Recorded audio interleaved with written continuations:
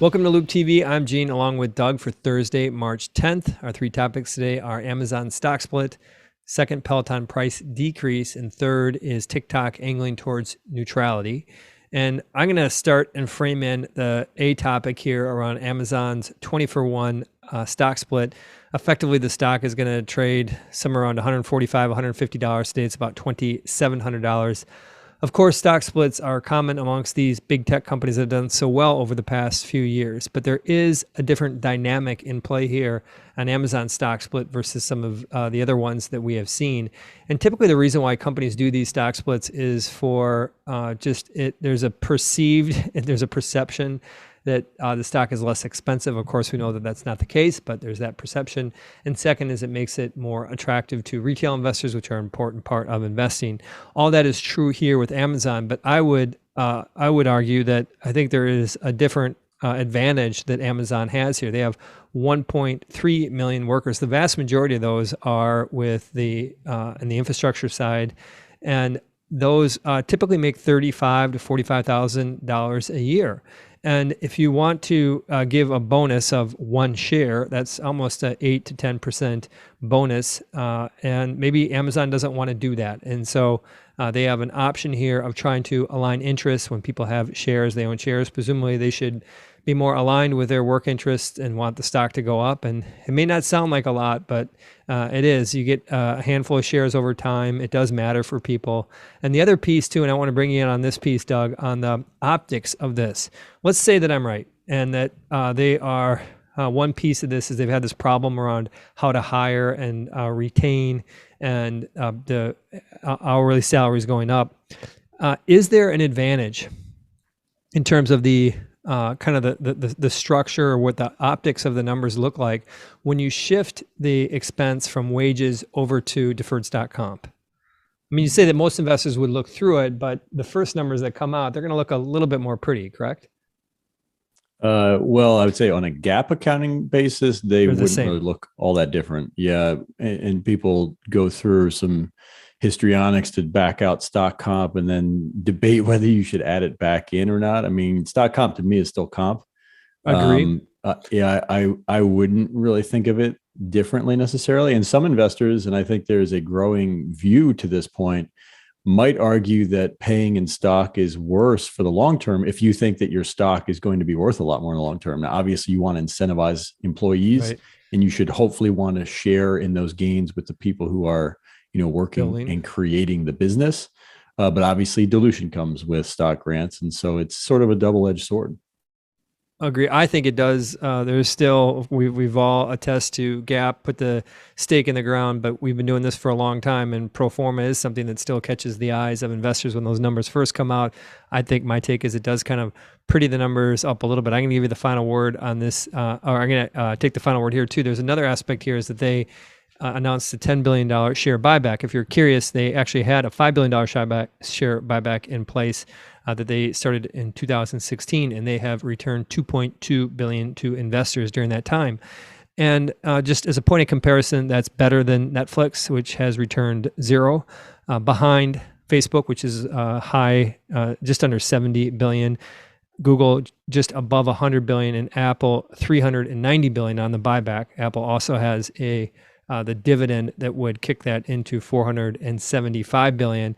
And my take is it's a read on just the strength of these businesses. Ultimately, it's the best thing for Amazon to do, to be investing in their business. But I think it just really shows between the haves and the have-nots when it comes to profitability, when you have what Google and Apple are doing in returning capital versus what Amazon is doing. So I suspect that you're on the same page, that that's the right play for Amazon, not to return as much to investors, to continue to invest in the business.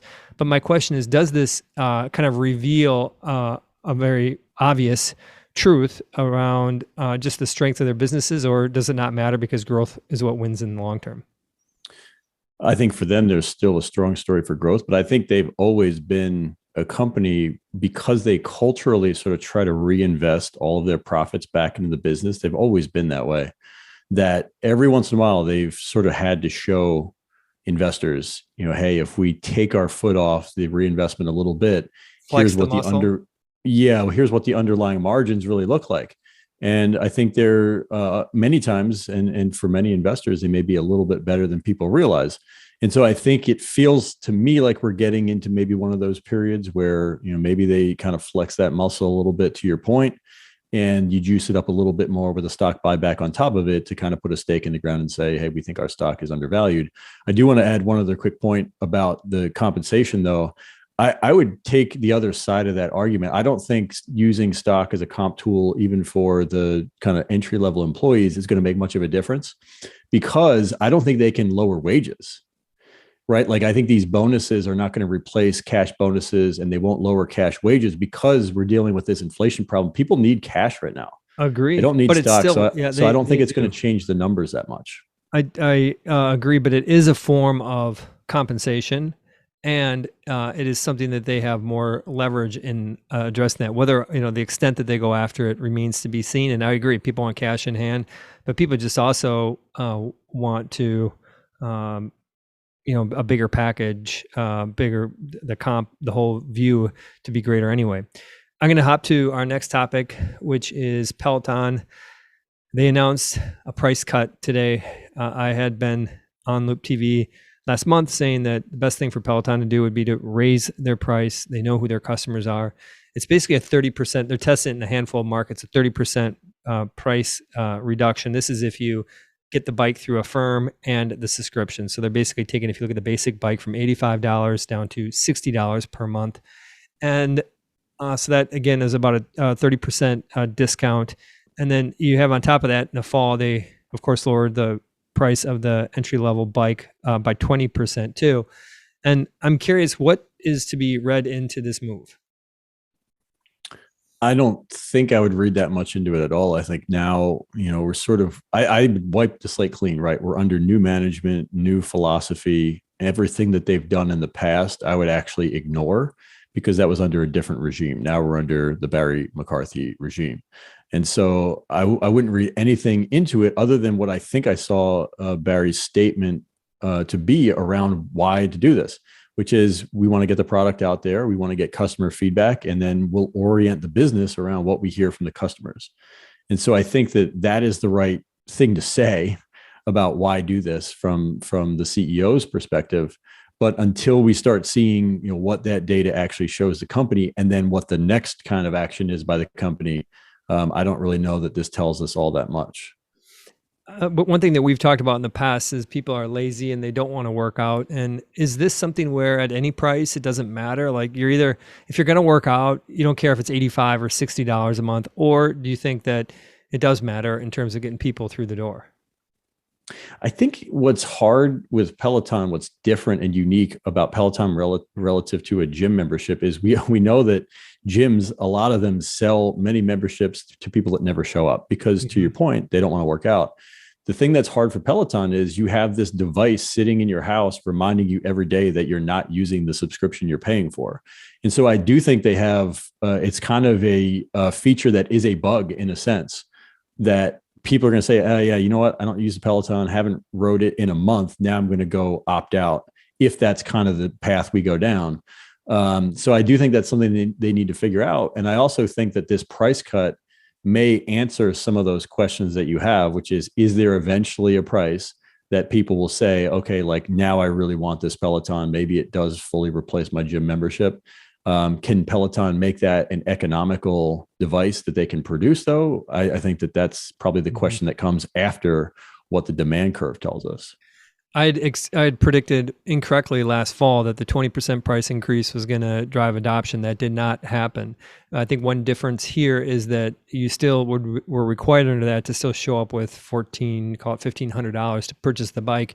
This, of course, is through the payment plan, and so it just lowers that initial hurdle and that monthly piece. So I applaud their efforts to try to get us all to be more healthy. And of course, we're going to be watching this closely. Final topic is related to TikTok. They're doing something with Oracle to try to figure out how to best save secure data. There is a lot of noise around where is TikTok data stored. Is the US government in charge of it? Is the Chinese government in charge of it? And ultimately, we've talked about over the past few weeks that the probability of something difficult happening for TikTok in terms of their availability, that probability has been inching up given what's going on geopolitically. And my question is that does this, Oracle's feel like it's a respected company? I could see a regulator or a lawmaker, policymaker saying, or Oracle, that's good. Is this ultimately start to bend that curve down, or is it just too hard to tell? Potentially, I don't know if the issue, though, from a government perspective, is where the data is stored so much as it is how the algorithm is choosing what to show people. I think that is probably more at issue. And ultimately, I mean, the algorithm is going to originate primarily from work being done in China. And so I think that until that changes, right, I think the largest danger probably still exists for TikTok, which is that the government just says, what you are showing people in our country is, objectionable to us. As long as it's based in China, there's this risk that they may not be around in the US for the long haul. A reminder, they are banned in India, correct? Last I heard, yes, that is correct. Fantastic. I'm going to give you the final word there on behalf of Doug, Gene, and Loup TV. Bye for now.